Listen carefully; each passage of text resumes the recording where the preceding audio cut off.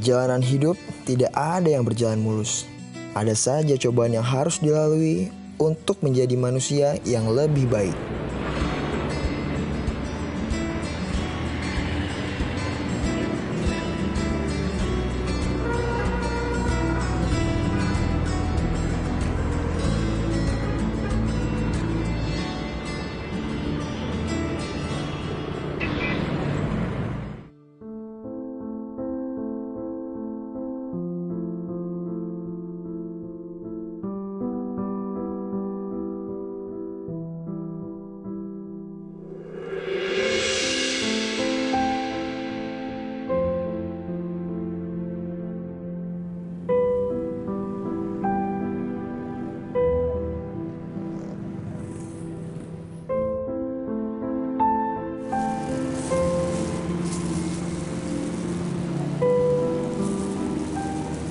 Pak, isi Pak. Iya. Ya, Mas. Assalamualaikum. Ada apa, Mas?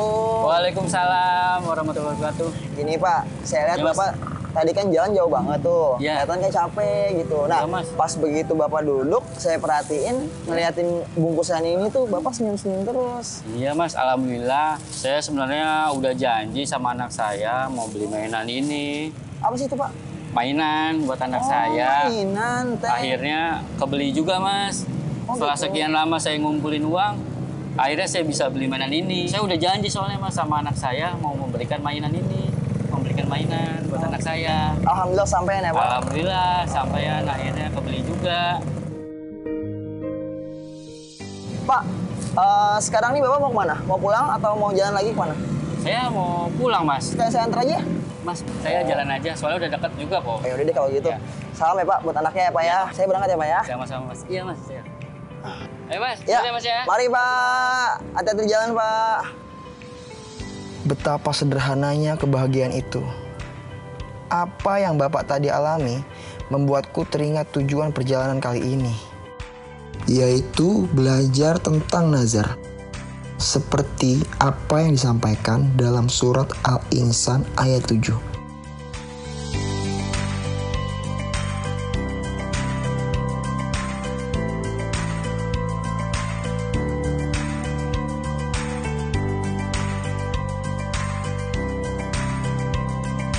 Mengucapkan sebuah janji merupakan perkara yang mudah, apalagi jika kita dalam keadaan terdesak.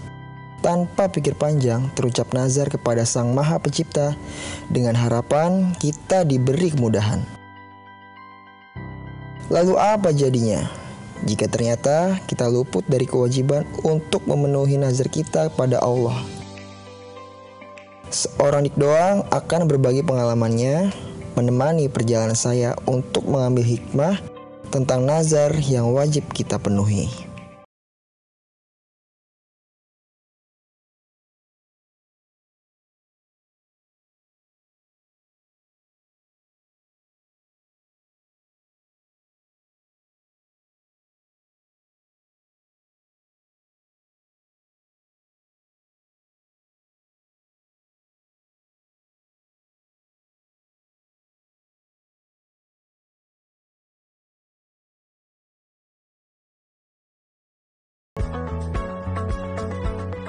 Tepuk 3,5.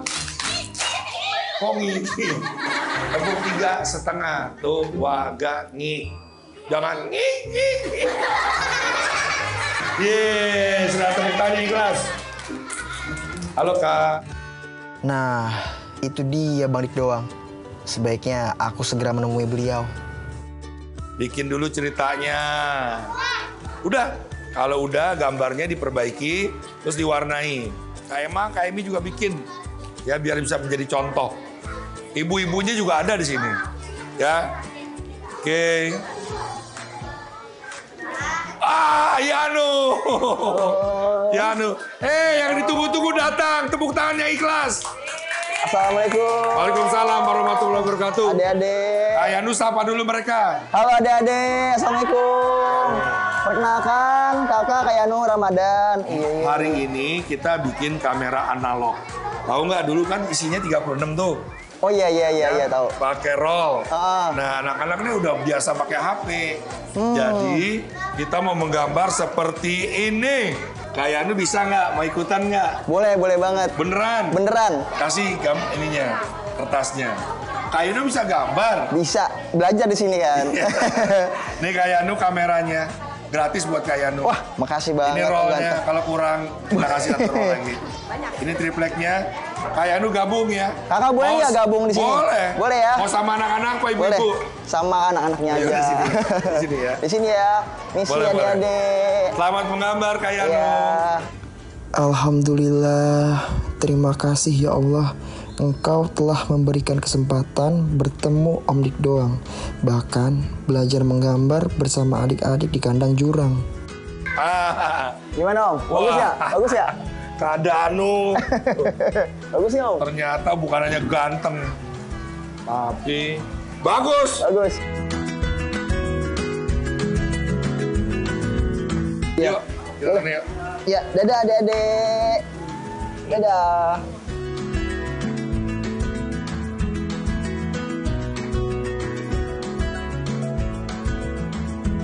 Kita duduk di sini aja, Nuk. Asik Ya. di tempatnya nih. Boleh Om. Asik banget di sini Om. Asik ya? Asik banget. Kenapa asik, Nuk? Ini agak menarik nih buat saya nih Om. Awal mulanya membangun kandang jurang sampai dari cerita Nazar yang terlupakan itu kan prosesnya panjang banget. Pengen denger boleh ya Om? Jadi, Nuk, 2 tahun gue ngajar hanya dengan 9 orang. Nggak nambah tuh, Nuk. 9 orang. 9 orang 2 tahun itu aja. Nah, gue mulailah nazar. Ya Allah, jadikanlah aku orang terkenal, ya Allah. Karena dengan terkenal aku bisa mengajak kebaikan dan kebajikan kepada sesama.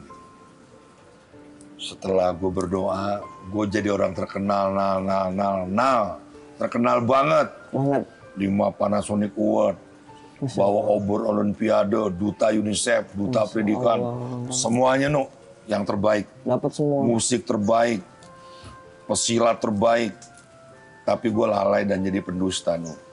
Begitu gue terkenal, gue lupa sama janji gue tuh. Gue gak ada waktu buat mereka. Akhirnya gue datang lagi ke Allah. Allah, jadikanlah aku orang yang tidak terkenal kembali. Apa yang sudah terbina, kau jagalah. Karena aku juga gak kuat diamanahkan sebegini besar gitu. Pada saat itu pernah ngerasain putus asa yang paling di titik terendah banget ya? Ya kalau putus asa sih enggak, Nuk. Tapi gue pernah ngomong lagi sama Allah. Allah, gimana sih rasanya kalau mati gitu. Kalau dicabut nyawanya gimana sih? Ya kan? Sehat tuh kan nikmat yang paling asik ya. Iya, benar. Yang datang dari Allah. Ternyata lebih asik dari itu ada, Nuk. Apa itu? Yaitu hidup sendiri. Hidup sendiri. Ya dengan hidup kan lu bisa memperbaiki yang kurang, yang salah. Ya. Ternyata kalau udah mati, susah Nuk merubah itu sendiri, Nuk. Dikasih lah gue mimpi, Nuk. Dicabut nyawa gue. Hampir 9 kali, Nuk, di waktu-waktu yang berbeda. Lo tau rasanya kayak apa mati? Waduh, nggak bisa kebayang sih. Nih ya, tubuh lo dimasukin duren. Diikat pakai handuk, dipaksa keluar ke gunung-gunung. Wah, melintir gue, Nuk. Gak bisa napas, cari napas susah. Gue sampai nyari napas sampai berdiri. Istri gue ngeliat kelakuan gue tuh kayak apa, dan itu berulang-ulang, Nuk. Itu selama 9 kali berturut-turut atau 9 Oh kali? enggak, jedanya jauh-jauh. Jedanya jauh-jauh. Akhirnya aku bisa berkeputusan bahwa aku tidak takut mati. Karena mati tidak pernah memilih waktu, muda, tua, sakit, atau dalam keadaan sehat. Terima kasih ya Allah, Engkau telah mengingatkan Om Dik Doang akan kematian. Hingga Om Dik Doang bisa mengingatkan saya akan kematian. Sehingga hikmah yang Om Dik Doang dapatkan bisa ia sampaikan dan menjadi pelajaran bagi saya. Bagaimana pentingnya amal seseorang setelah kematian.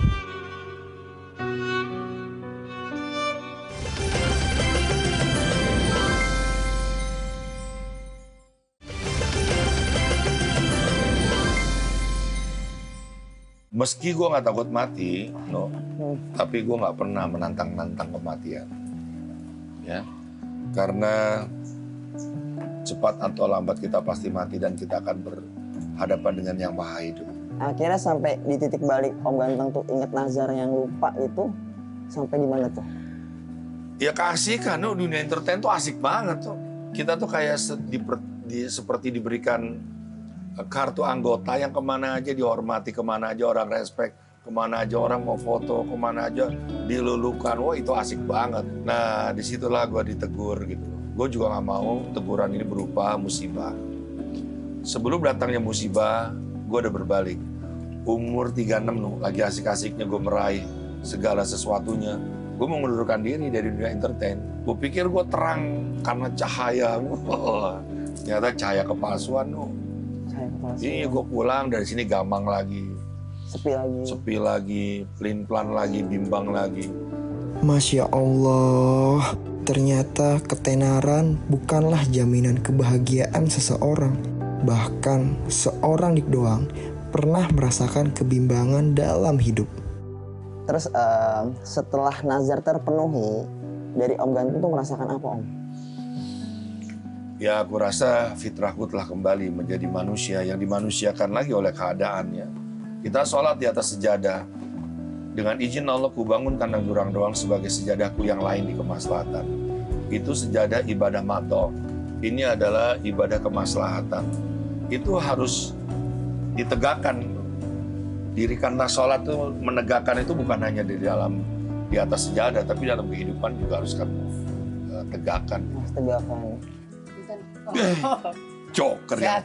Mohon izin nih. Ya. Kelas pantomim udah siap. Masya Anak-anak Allah. pengen Bang Dik.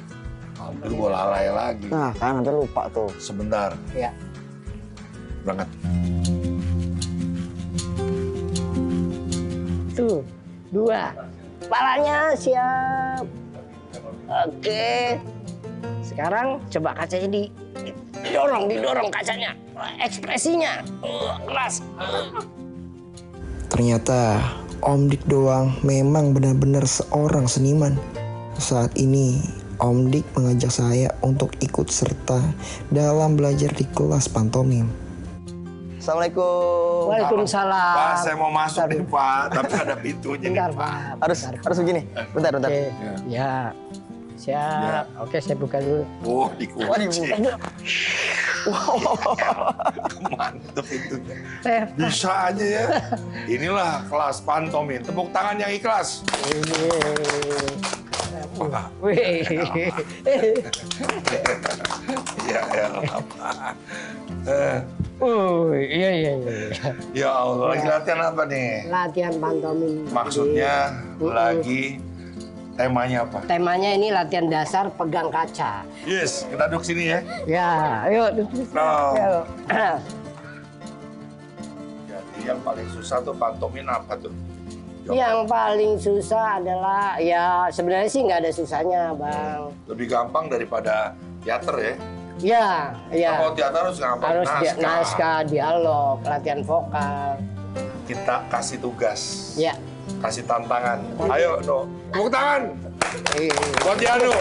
Berdiri dulu, Yanu. Oke. Ya.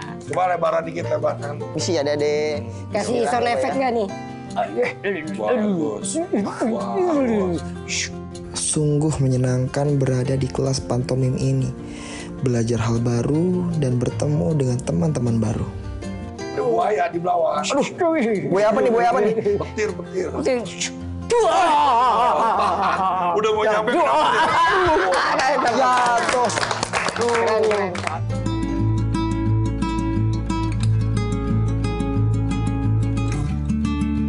Sampaikanlah walau hanya satu ayat. Sampaikanlah walau hanya satu ilmu. Mungkin itulah yang Bang Dik Doang harapkan dari kandang jurang. Gue nih gak pinter, no. Gue pernah gak naik kelas juga. Jadi bodoh tuh gak enak. Makanya gue berjanji juga suatu saat kalau gue punya rezeki, punya kesempatan, gue pingin bikin sekolah biar anak-anak tuh berilmu. Dengan ilmunya mencerdaskan dirinya, dengan ilmunya semakin mendekatkan dirinya kepada Allah. Nah, itulah yang akhirnya gue ambil, dan gue ambil dalam bidang seni aja. Jadi ada pantomim, ada tari, ada menggambar, Ada nyanyi, ada gitar, Oh ada juga musik. nyanyi gitar. Iya. Begitu Nuh. Nuh, wajah kita kayaknya Kenapa tuh? terefleksi ke ini Nuh. Tuh ada cermin. Oh Jadi iya. kita nih manusia jangan lupa berkaca Nuh. Dunia terlalu dunia jelek juga. Iya nggak? Nih, apa arti daun bagi lo? Daun. Daun adalah sebuah makhluk yang bisa membuat indah kehidupan. Betul. Tapi banyak orang tidak melihat pohon itu, daun itu sebagai ayat. Nabi yang pertama, Nabi siapa yang diciptakan? Nabi Adam. Istrinya siapa? Hawa. Pinter loh. Orang gue tanya, istrinya siapa? Bu Adam. Berarti lo pinter loh. Terus, Nabi siapa yang mau nyebrang lautan loh? Nabi Musa. Suruh ngetuk apa loh? Ngetuk lautan. Ngetuk Ngetuk lautan. lautan, maaf. Tongkat. Tongkat. Terbuat Iya. dari apa loh? Terbuat dari Kayu Kayu. loh. Kayu diambil dari mana? pohon. Pohon. Pohon lagi loh. Pohon lagi. Nabi siapa yang mau tenggelam di lautan loh? Nabi Karena air buah. Nabi Nuh. Suruh bikin apa dia? Kapal Dari apa? dari kayu. Diambil dari mana? Pohon. Sekali lagi teman-teman semua bahwa gua kenapa berdekatan dengan pepohonan? Karena ini merupakan ayat, merupakan tanda. Inilah kehidupan yang sebenarnya. Kita ingin ke surga, surga itu jannah bahasa Arabnya. Artinya taman yang indah. Lu denger nggak musik tarian? Oh iya, ada suara kayak gamelan juga tuh. Kita mau ke sana. Wah, asik banget. Pas banget saya suka banget musik nih. Yang bener loh, Serius. cocok buat lo. Nah, suaranya semakin jelas kan? Iya, iya, iya.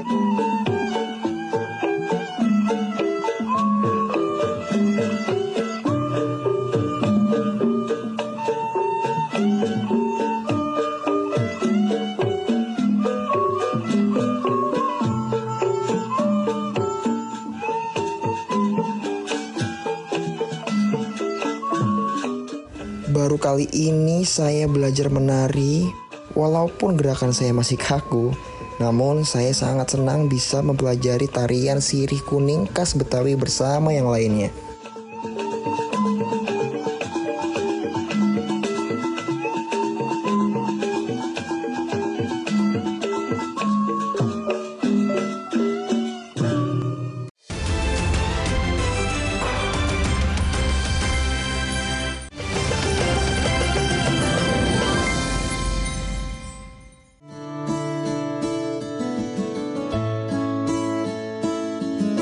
Gua lebih senang dari apa yang lo rasakan karena kehadiran lo tuh bagi gua tuh nyawa baru gitu.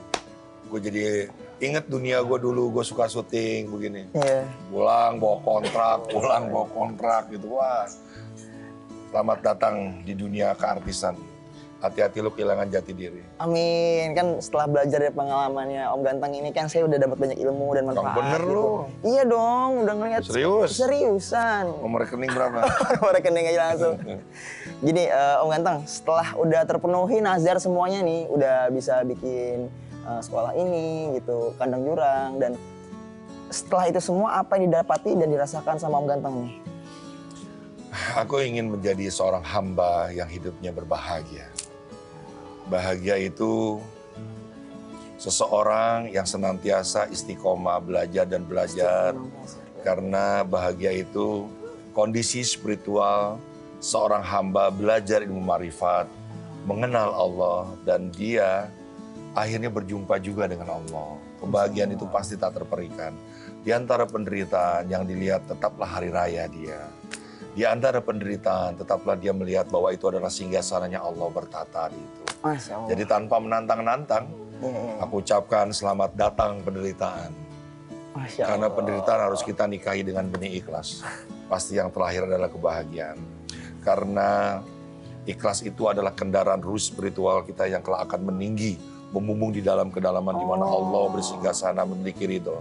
Jadi kalau berangkat lo ke sini dengan ikhlas, maka lo akan dijemput oleh ridhonya Allah. Penjemputan ini akan membuka satu pintu gerbang yang namanya keberkahan. Oke Om, Ya. lanjut berarti goals apa nih? Terakhir yang belum Terakhir sampai. lo harus ngelihat ada namanya go to Allah, di mana gua menemukan cahaya di atas cahaya, lalu dengan sampah pun jadi bermanfaat dan berguna.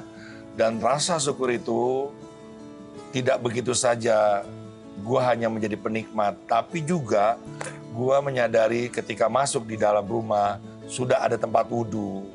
Tempat wudhu langsung. Mungkin begitu gue keluar, gue terlalu dunia, kembali lagi ke rumah, gue terkunci lagi untuk bertawaf kembali.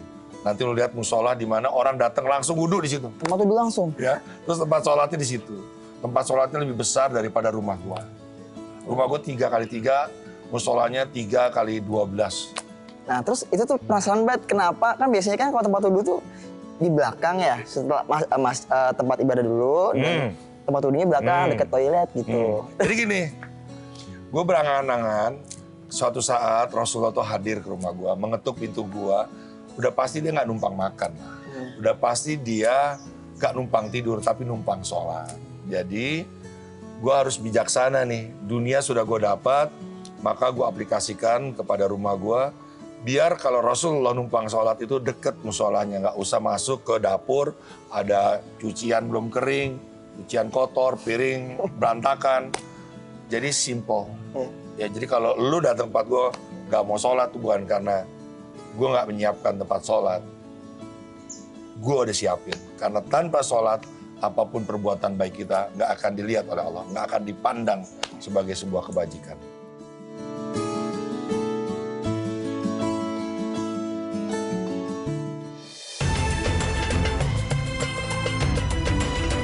Sungguh berharga perjalananku hari ini. Sharing, ngobrol bareng balik doang, membuatku menyadari pentingnya menjaga segala bentuk janji yang telah kita ucapkan. Khususnya janji pada Allah yang Maha Kuasa.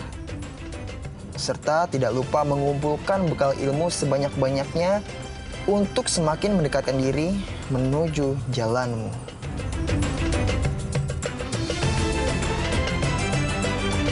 Assalamualaikum warahmatullahi wabarakatuh. Assalamualaikum warahmatullahi wabarakatuh.